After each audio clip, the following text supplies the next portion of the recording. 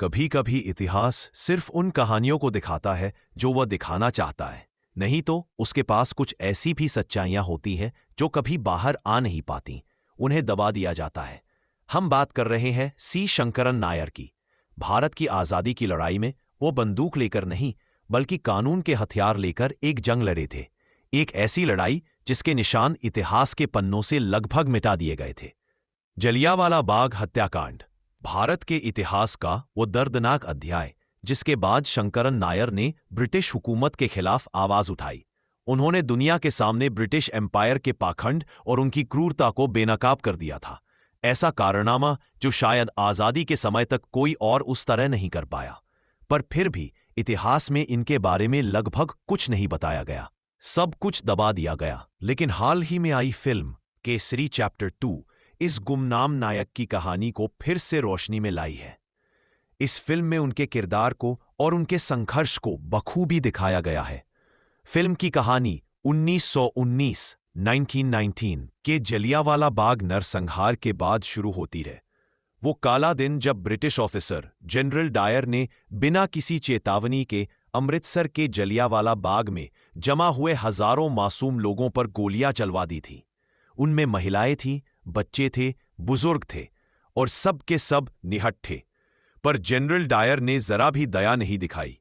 Film दिखाती है कि कैसे शंकरन नायर, अक्षय कुमार द्वारा निभाया गया किरदार, दिलशेर गिल नाम की एक महिला वकील के साथ मिलकर जनरल डायर और ब्रिटिश क्राउन के खिलाफ कोर्ट केस लड़ते हैं। जनरल डायर का कहना था कि बाग में इकट्ठे हुए लोग आतंकवादी थे, उनके हाथों में हथियार थे और वो ब्रिटिश क्राउन के खिलाफ षड्यंत्र कर रहे थे, इसीलिए उसने उन पर हमला किया। तो यहां शंकरन नायर कोर्ट में ये साबित करना चाहते हैं कि जलियांवाला बाग का हत्याकांड जनरल डायर का पहले से बनाया गया एक प्लान था। वहां इकट्ठा हुए लोग असल में मासूम थे जो शांति से विरोध कर रहे थे। डायर ने जो किया वो सिर्फ एक मिलिट्री एक्शन नहीं था, बल्कि डायर की भारतीयों के प्रति नफरत और उसकी मानसिक अस्थिरता का भी नतीजा था। वो इस नरसंहार की तह तक पहुंच गए थे। क्यों हुआ, कैसे हुआ, पीछे की वजह क्या थी, सब कुछ कोर्ट के सामने लाकर रख देते हैं। कैसे ब्रिटिश भारतीयों को इंसान नहीं जानवर समझते थे, कैसे वर्ल्ड वॉर 1 में आज़ादी का झूठा झांसा देकर उन्हें भेड़ बकरियों की तरह कटने के लिए भेज दिया गया था। भारतीयों पर वो कितना जुल्म करते थे। ब्रिटिशों के सारे काले कारनामे उन्होंने कोर्ट में एक्सपोज कर दिए। पर फिर भी क्योंकि देश ब्रिटिशों के अधीन था, वो ये केस जीतकर भी हार जाते हैं। जनरल डायर को सजा दिला नहीं पाते, हालांकि बाद में उसे सजा अपने आप मिल जाती है। इस फिल्म ने इन सारी बातों को जिस तरह दिखाया है, भाई मानना पड़ेगा। कोर्ट रूम ड्रामा इंटेंस है, इमोशन हाई है और मीडिया के जरिए ब्रिटिश प्रोपेगेंडा को तोड़ने की जो कोशिश दिखाई गई है, कमाल है। अगर आपने ये मूवी नहीं देखी है तो जरूर जाकर देखिए। अच्छा चलो, मूवी तो बढ़िया है, लेकिन अब सवाल ये उठता है कि क्या मूवी में जो कुछ भी दिखाया गया है वो सब सच है? अब हाँ, जलियांवाला बाग हत्याकांड तो सच है, हम सबको पता है। लेकिन अक्षय पाजी जो किरदार निभा रहे हैं, सी शंकरन नायर, क्या सच में उनका जलियांवाला बाग हत्याकांड के केस से वैसा ही लिंक था जैसा फिल्म में दिखाया गया है, या ये क्रिएटिव लिबर्टी है? तो भाई जितना पता चलता है, लिंक तो था, लेकिन थोड़ा अलग तरीके से। सी शंकरन नायर ब्रिटिश इंडिया के एक बहुत बड़े और जाने माने वकील और राजनेता थे। उन्हें वाइसरॉय की एग्जीक्यूटिव काउंसिल में भी शामिल किया गया था। ये एक बहुत बड़ी पोस्ट थी जो सिर्फ भरोसेमंद भारतीयों को ही मिलती थी। पर जब 13 अप्रैल 1919 को जलियांवाला बाग हत्याकांड हुआ, शंकरन नायर ने तुरंत इस क्रूरता के विरोध में काउंसिल से इस्तीफा दे दिया। ये ब्रिटिशों के खिलाफ उनका एक साइलेंट प्रोटेस्ट था।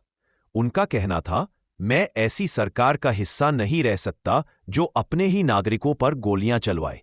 लेकिन ध्यान दीजिए, उस समय उन्होंने कोई केस फाइल नहीं किया था जैसा फिल्म में दिखाया गया है।